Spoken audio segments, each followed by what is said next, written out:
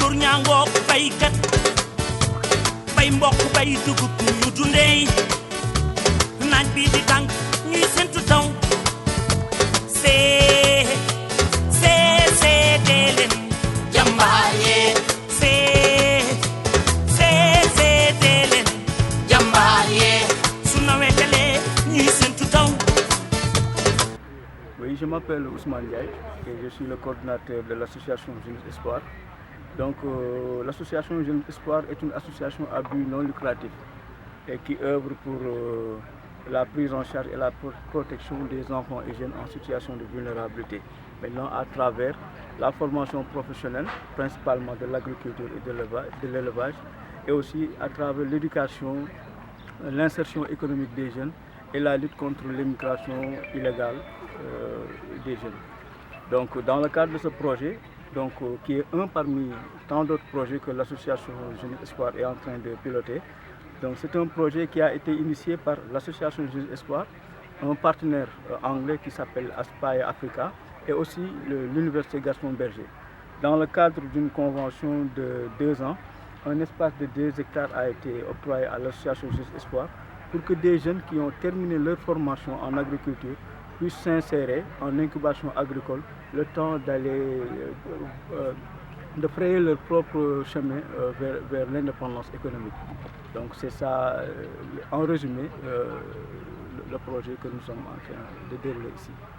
Les axes majeurs de ce projet sont d'abord la formation professionnelle des jeunes dans l'agriculture, parce que on a beau entendu les discours des politiciens qui disent aux jeunes aller vers l'agriculture, mais il ne faut pas lancer les jeunes dans l'agriculture sans pour autant les former d'abord. Donc c'est ça que l'association Jeunesse Espoir a compris, que d'abord pour que les jeunes puissent se lancer dans l'agriculture, il faut d'abord faire un premier pas, et le premier pas c'est de faire de telle sorte qu'ils aient une bonne formation en agriculture. Après la formation agriculture, pour se lancer dans le marché de l'emploi, surtout dans le domaine de l'agriculture, c'est très difficile. Le premier problème que les jeunes rencontrent, c'est l'accès à la terre.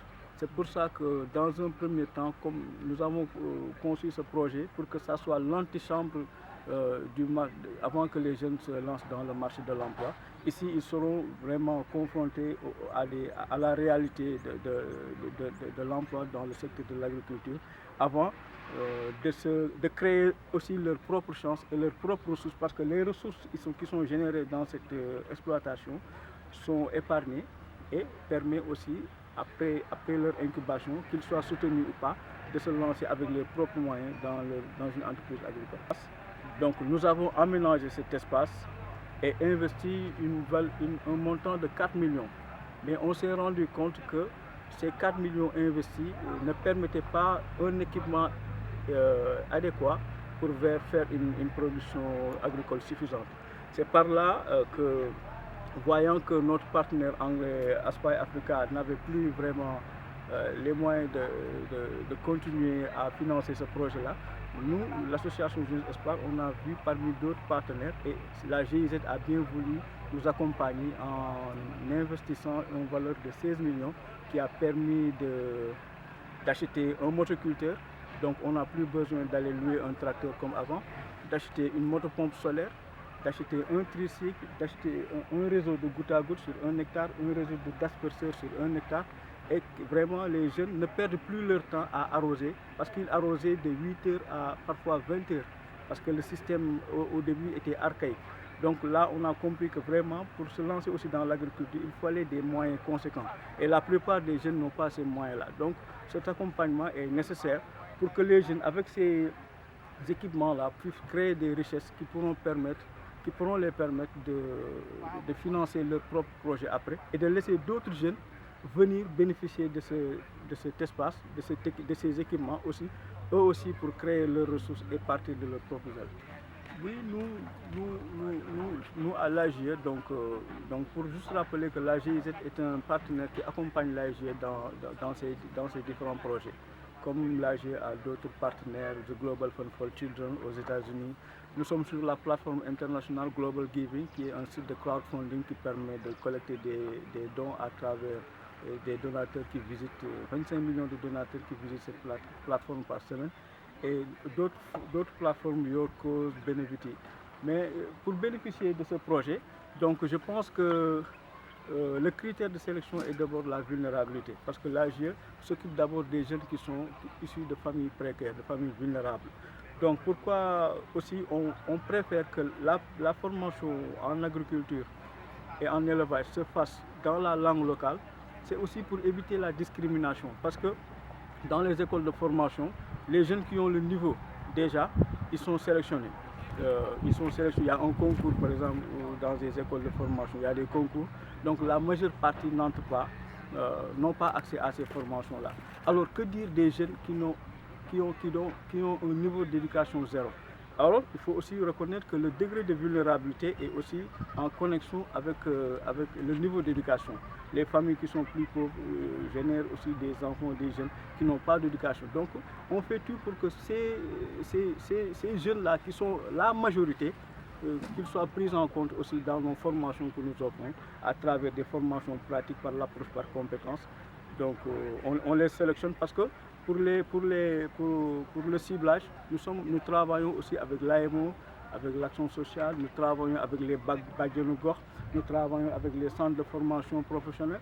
Donc on fait tout pour que le maximum de jeunes puissent bénéficier de ces projets-là. Nous avons notre base de données, donc ceux qui ont la possibilité de se former avec les possibilités que nos partenaires nous donnent, donc on les sélectionne. Mais les autres, ils attendent dans la base de données en attendant que l'AGE trouve les moyens à travers nos partenaires pour vraiment pouvoir donner ces jeunes-là une chance de formation, une chance d'insertion économique. Oui, nous rencontrons beaucoup de problèmes par rapport vraiment à l'accès à la terre, parce que vraiment pour chaque cohorte de jeunes, par exemple, si tu veux le former, l'incuber ici, aussi l'accompagner pour trouver des terres, donc là c'est un réel problème, même jusque là à l'université, la convention tire à sa fin. Nous sommes en train de négocier pour que vraiment la convention se renouvelle. J'en profite pour lancer un appel aux autorités de l'université pour leur dire que ce que nous faisons là, ce n'est que pour les jeunes. Donc si on garde ce cadre d'incubateur le plus longtemps possible, c'est pour en faire bénéficier le maximum de jeunes possibles qui n'ont pas de possibilité de formation et d'insertion économique.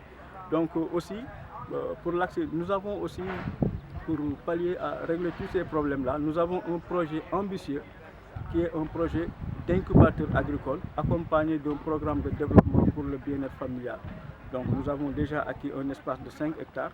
Donc d'ici 2 ans, nous sommes aussi accompagnés dans ce projet par la GIZ, mais il y a d'autres projets, d'autres bailleurs qui se manifestent.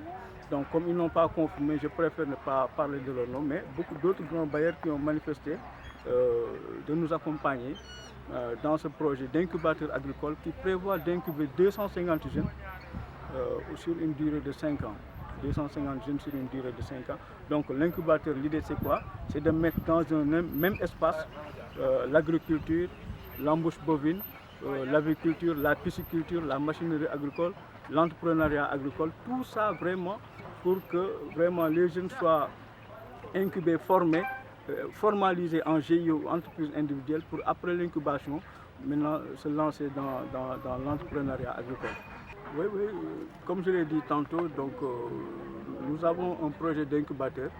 Et si ce projet d'incubateur qui est accompagné, je le disais tantôt, qui est accompagné d'un programme pour le développement, pour le bien-être familial, donc nous essayons de faire de ce projet un modèle. Et à travers ce modèle-là, on essaiera de voir comment répliquer ça dans d'autres localités du Sénégal et aussi de la sous-région, pourquoi pas. Et le programme de développement familial, donc, ça consiste à faire des fermes intégrées pour les femmes qui sont les mères ou les sœurs, les mères ou les sœurs issues des familles dont les jeunes incubés, dont les jeunes qui sont en incubation sont les enfants. Donc pourquoi? Parce que notre expérience depuis 2013 nous a montré que les jeunes qui sont en incubation, en formation, ils viennent souvent des familles précaires. Et ces familles-là ne les laissent pas le temps d'aller faire une formation parce que ils font de petits boulots pour soutenir la famille. Alors on a du mal à extraire ces jeunes-là pour les faire donner une formation ou les insérer. C'est pour ça que dans le programme d'incubateur, nous avons associé un programme de développement familial pour que les mères de famille, les femmes, puissent avoir des ressources pour vraiment soutenir leur famille et laisser le temps aux jeunes de venir faire leur formation pour leur avenir. Je pense que vraiment ce que nous disons toujours, nous sommes là pour donner à la jeunesse les moyens pour bâtir leur avenir. Donc, dans notre slogan, apprendre en entreprenant. Ils font la formation ici, mais aussi en même temps, ils génèrent des ressources pour satisfaire leurs besoins, mais pour épargner aussi pour leurs projets futurs. Donc, ce que je lance comme message à toute la jeunesse de mon pays, c'est de croire en eux, de ne pas croire que l'Europe c'est l'Eldorado, de croire qu'eux, ils peuvent rester ici et réussir leur vie dans leur localité. Donc les opportunités dans l'agriculture sont énormes, donc les potentialités existantes ici dans la région de Saint-Louis surtout sont énormes. Donc je pense que vraiment s'ils se forment et ce revigore de courage, donc ils pourront réussir ici et n'auront pas besoin d'aller dans des aventures périlleuses telles que l'immigration clandestine ou d'autres actes de délinquance.